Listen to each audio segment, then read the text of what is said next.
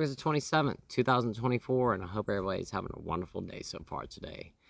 I just got off of like a 2-hour long Zoom meeting with the instructor for my insulin pump, and I did not think that we were going to be setting it up today. I thought she was just going to show me how to do it, because I still have yet to get the vials of insulin. I have the insulin pen, but she instructed me today on how to extract the insulin out of the pen and insert it into the Omnipod, which is the name of the insulin pump that I have. It's not that big. It's only about maybe this big. It attaches to my stomach, or you can put it on your arm. You can actually put it like on your buttocks or on your thigh. I decided to put mine on my stomach. I got my Dexcom on the other side of my stomach, and you need to keep them close because the two of them talk to each other via Bluetooth. But we did. We went through the whole process today. She instructed me on how to do everything, how to enter the carbs and all that kind of stuff. And I now have an insulin pump. So I'm really, really hoping that this is going to really help me to regulate my blood sugar a lot better. And the one thing that's really nice about it, especially for any of you guys out there who are dealing with diabetes and pancreatic problems, it's basically mechanized pancreas is what you have. Now, it's not giving you pancreatic enzymes, of course, but it's helping you with your insulin. And it doesn't dump the insulin into you. Like when you give yourself an injection with a pen, if you need 4 units of insulin, you give yourself the injection, you get 4 units immediately. With the insulin pump, it gives you like 0.05 over a period of time. So it's like an actual pancreas. It's giving you increments of insulin, like over a period of time, like I was saying, and you're not just getting one big dump of insulin. So you don't end up with these ups and downs. You're going to stay a little bit more regulated. So I'm really hoping that this helps out. I'll be letting you guys know what I think about it, because I know there are a lot of people on the channel who do have diabetes and have a lot of pancreatic issues like I do as well. So I'll keep you guys posted on what I think about it, but I really do hope that it does help me to regulate my blood sugar, because that's one of my big problems, is just regulate my blood sugar. My pancreas is shot. And I've talked about this, but from January of this year to April, my pancreas shrunk by 50%. So the doctor told me that you could live with 20% of your pancreas, but we'll just see what's going to happen. There was talk of them maybe removing my pancreas, and I hope that that doesn't have to happen, but once again, we'll just see. But what I want to talk about today is, you know, once again, I make these videos kind of based on my life, and, you know, I get ideas from my everyday life and things that I'm going through, and just things I'm experiencing with day by day. And yesterday I was replying to the comments, and you know, I had thanked everybody for the birthday wishes for my son. And one of the subscribers said, you know, that when they would have birthday parties for their children, that they would get intoxicated. And that really got me to thinking about in the past when I was still a drinker.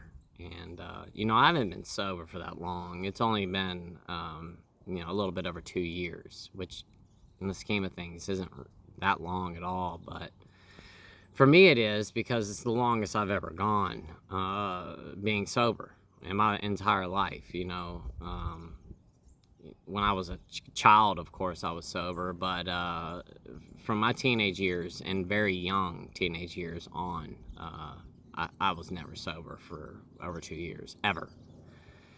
But after I started having children, and I've been a drinker, you know, my whole life, and especially when I got into my 20s, I started drinking pretty heavily, and I drank a lot of beer back then. And I had my first child when I was, I think, 24 years old is when I had my daughter. And from that time forward, you know, we would have birthday parties for my kids. And, you know, I had my daughter first, and then I had my oldest son, who's 14.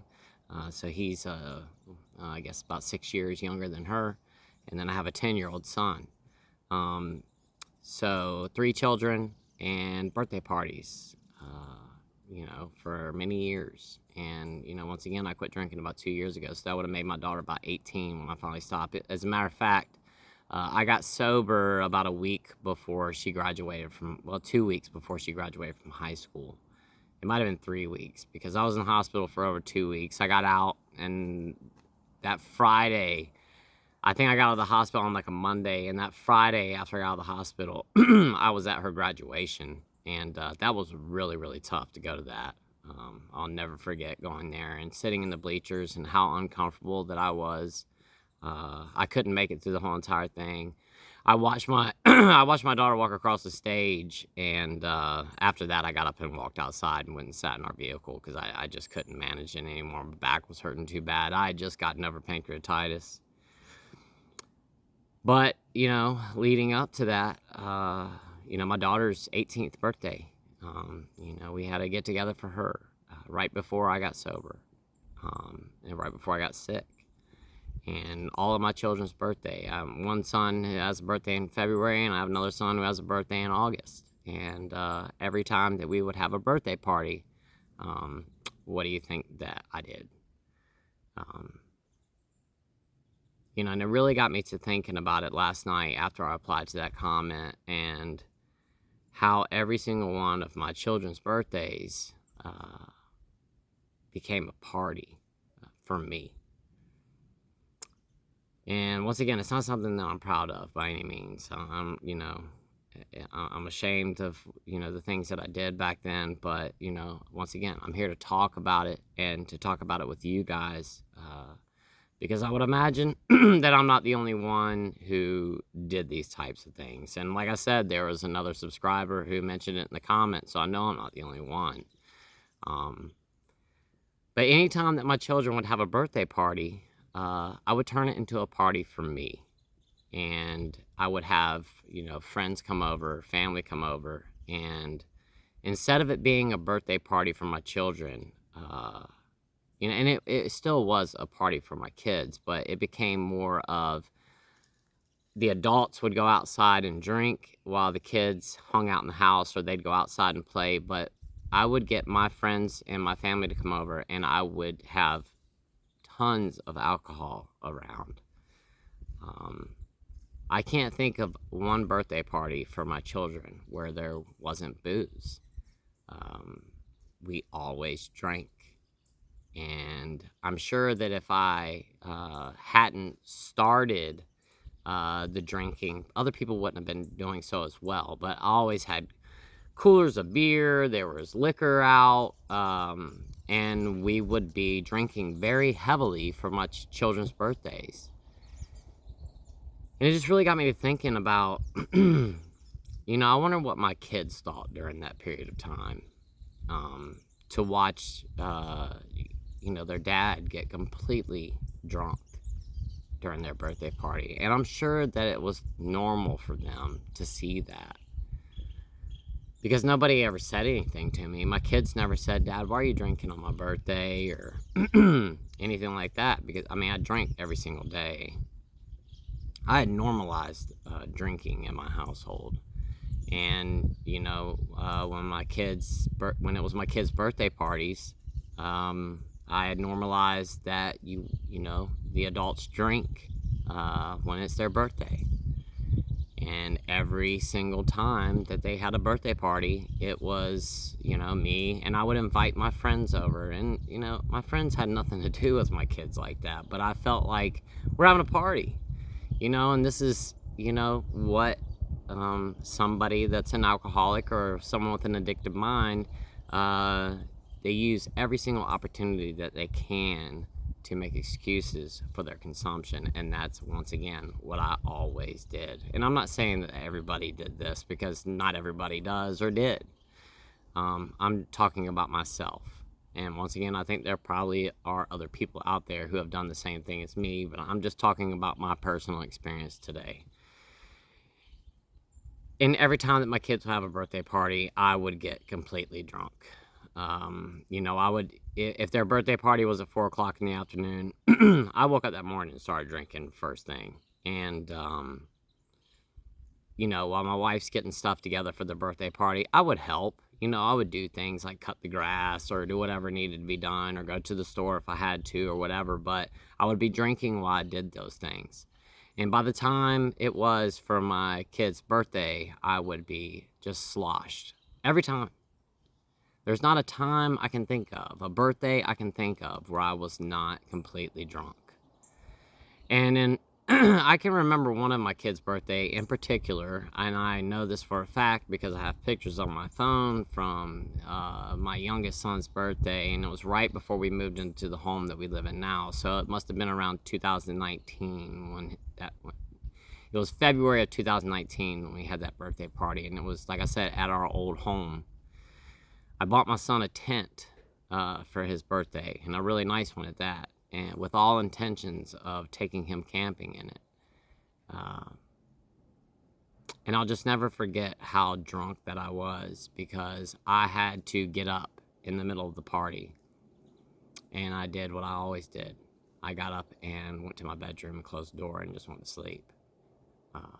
While we still had family, friends over for my son's birthday party. And once again, there's Dad passed out at 6:30, 7 o'clock at night because I've been drinking all day. And you know, the thing is that tent that I got him for his birthday, we didn't use it until years later. You know, it's one of those things that, you know, I had all intentions of the world of taking my sons camping, and instead I just got intoxicated all the time and didn't do it. And the tent just sat in my son's closet for a couple years until we finally got it out here on my property and camped in our woods with it. And the tent's been used multiple times since then, but, you know, it should have been used a long time ago. And instead, I decided that I just wanted to get intoxicated. And just looking back on it now, so many wasted birthdays. And I could have created so many special times with my children. Because thinking back to when I was a kid, I remember my birthdays. I remember them very well. You know, we never had big parties when I was a kid. You know, it was often just myself and my family during the birthday. I did have one birthday party when I was a kid that I can remember, and it was a surprise birthday party. And one of my mom's friends went and picked me up from school. This is when we lived in North Carolina. One of my mom's friends came and picked me up from school that day on my birthday and brought me home. And I was friends with her kids as well. She picked my brother and I up from school, and on the way home, I kept asking her, you know, why did you pick us up from school today? And because we used to ride the school bus home. And I don't remember what her excuse was, but she told me something like, oh, Mom needed her to go pick us up or something. And I remember getting home and walking in the house, and I had a bunch of friends there and neighbors and some of my parents' friends and stuff like that. And it was, you know, a surprise birthday. I walked in, I was completely blown away that I had a surprise birthday party. I remember it. I remember I got a huge bag of popcorn. That was one of my presents. And I remember some of the things that I got that year. So I know that my kids remember their birthdays. And these are things that they're going to remember for the rest of their life. They will never forget. They will never forget that their dad was stumbling around on their birthday party and couldn't walk and went to the bedroom and just passed out. And now looking back, I can remember the look on my children's faces on their birthdays, and they always had this look like they were just kind of disappointed. And now I know why. It's because I was always drunk, and I couldn't even be sober for their birthday party. But all that's changed now, and you know, it's just like this past weekend. We went to the trampoline park, and after we left the trampoline park, we came back to my house, and we had a party here. And we went to the trampoline park. It was just my wife and I, and we had all the kids with us. And we got there. My wife and I sat at a table and just talked while the kids ran around, and we would get up and check on them from time to time. But the place that we're in is an indoor place, basically like a warehouse with just a bunch of different trampolines. They've got like a zip line in there, all kinds of stuff, video games. And the kids can't get out. They have people waiting at the door and, you know, checking armbands and stuff, and you have to walk out with a parent. So we weren't worried about them getting out of there or anything. And we just wanted them to have fun and be kids. So they just ran around and did what they wanted to do, and we would get up and check on them from time to time, but they had a blast. And after we got done with that, like I said, we came back to the house, and my wife and I got all the stuff together. We hung up a big stringer that said happy birthday across the front porch, and laid out, you know, the tablecloth, and we got out the cake, and then I started the grill, and we grilled off hot dogs and bratwurst and all this stuff, and I got all the food out, and you know, after that we all just hung out, and my family showed up, my wife's family showed up, we had some friends show up, and we just all hung out together, and I was present the whole entire time. I was there to watch my son open his presents. I remember back when I was a drinker, whenever we would have to go inside to open the presents up, that I was always the last one in the house because I had to hang out outside and smoke my cigarettes before I came in. You know, it was always this idea that, you know, I would be drinking these super strong liquor drinks, and I had to get that last cigarette in before I had to go inside for 20 minutes to watch my son or my daughter open up their birthday presents, because I couldn't go 20 minutes, 30 minutes without having a cigarette. And, you know, as soon as the last present was opened, I couldn't get outside fast enough so I could get out there and smoke again. And then as soon as the presents were done being opened, I was right back outside again with my liquor drink, pouring another drink, smoking cigarettes, and hanging out with my friends, and not being inside or being around my children and watching them and hanging out with them. And at our old house, we had a swimming pool, so, you know, often the kids would jump in the pool and swim, and that was my opportunity for us all just to hang around and just drink during my kids' parties. It was never about them. It was always about me and what I wanted and how I wanted to get intoxicated. And I just think back to, you know, all those parties, all those birthdays, and how I could have been so much better of a father. I just wasn't, because I was in active addiction. And the thing is that, you know, it's not our fault that we got to where we were. It's not our fault that we became addicted. You know, alcohol sneaks up on you, and before you know it, you're physically addicted to it, and you can't break free. And I spent so many years, so many birthdays that my children they're gonna remember. They're gonna remember their dad being the way that he was. But now they don't have to. They don't have to see me in that manner anymore. And I'm actually there, and I'm present for them. Do you guys have any idea how many birthdays? I didn't even know what they were getting for their birthday. My wife took care of everything. My wife would get their presents for them. I wouldn't even know what it was. That's how much attention I paid to it. If I wasn't at work, I was drunk. I was not there. I was not present. I was so absent-minded. And the point and the reason that I'm talking about this today is that don't be like me. Don't make the same mistakes that I did. Because I can tell you right now, I regret not being there for those times. So many times, you know, going to my kids would have a play at school, or they had a function at their school that I would have to go to, or whatever it was. Whatever it was, I showed up intoxicated every single time. I just was not there. I wasn't present for them. And I know that it's going to affect them for the rest of life. I know that they're going to remember those things. You know, these are things that they're never going to forget. Don't be like me. Don't make the same mistakes I did. That's why I'm here talking about this every single day, so that I can share my experiences with you guys, and you don't have to walk down the same path that I did and have the same regrets that I do. You can change your life, and you can turn it around. You know, I say this in almost every single video, but, you know, if you're trying to quit, if you want to stop, please speak with a doctor, because stopping alcohol or benzodiazepines abruptly can be life-threatening. It can cause seizures and a whole host of other problems. Please speak with a doctor before you go to stop. Depending on how long, the frequency, everything, they might want to help you through with a medical detox. And I went through a medical detox. It helped me tremendously. I tried to quit over and over and over again. I just couldn't do it. But after I went to the hospital and I got sick and I went through that medical detox, I haven't looked back since. Now, I've had cravings, yeah, but I haven't touched a sip of it since that day. And like I said, don't do the same things I did. Learn from my mistakes.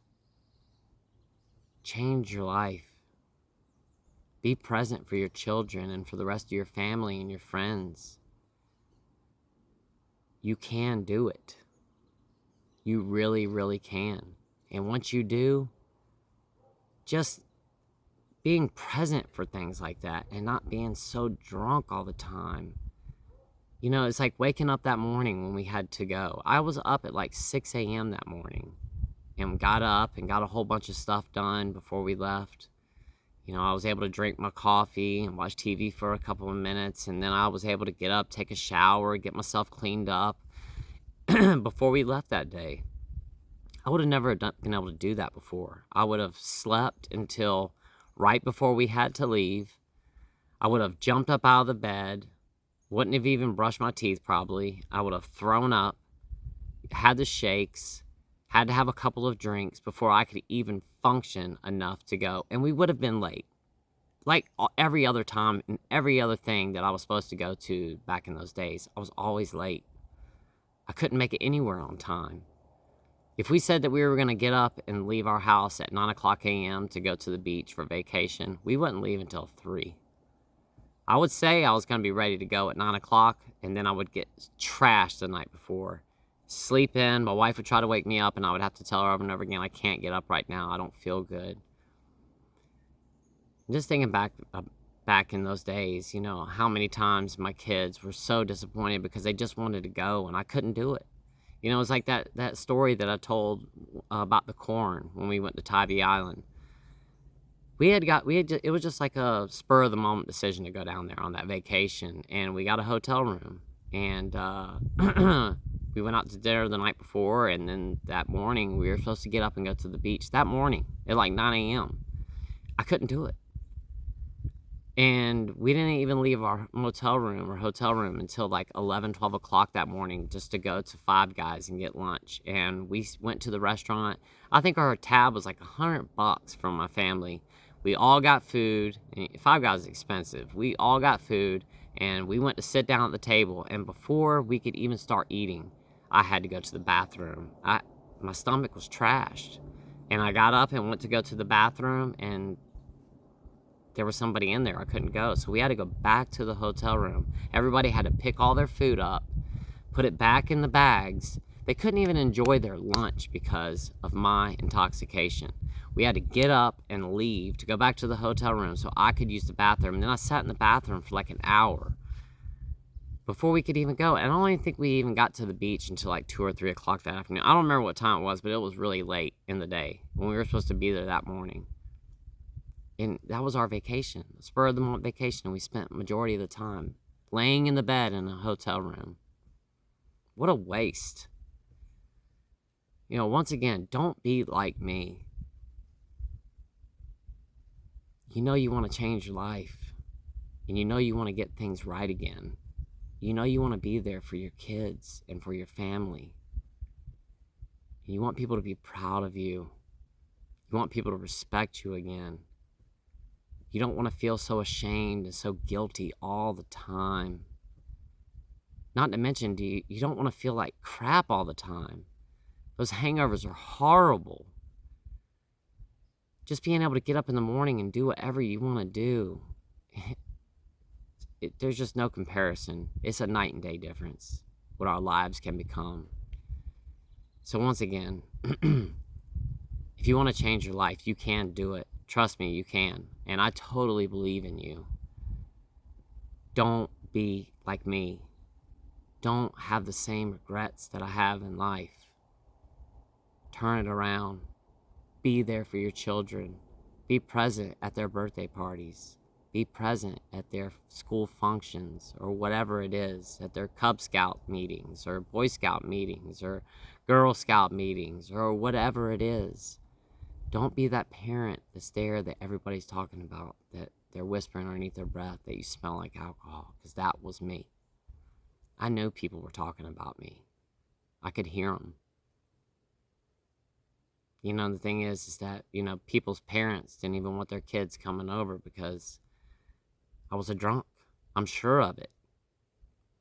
You know, nobody ever said that to me personally, but I'm sure there were people that just didn't want their kids coming over because, you know, my kids would ask if they could have a sleepover, and then we would get in contact with the parents, and they always had something to do or whatever. And I'm sure it was probably because they knew I was an alcoholic. You know, once again, our addiction affects everybody else around us. My kids weren't allowed to have their friends come over sometimes to spend the night with them because of my actions. It affected them drastically. We have to think about all the other people that we're affecting in our lives and not just us. Today's the day to make a change. We only have today. Tomorrow's a new day. Stay sober today, guys. It's your life. It's your family's lives. It's your friends' lives. We can get that respect back. We only have one life. That's it. Live it the best that you can. And with that said, guys, I'm going to go ahead and get off of here for today. I love y'all so much. And until tomorrow, I will see y'all then. Stay sober out there today. Bye-bye.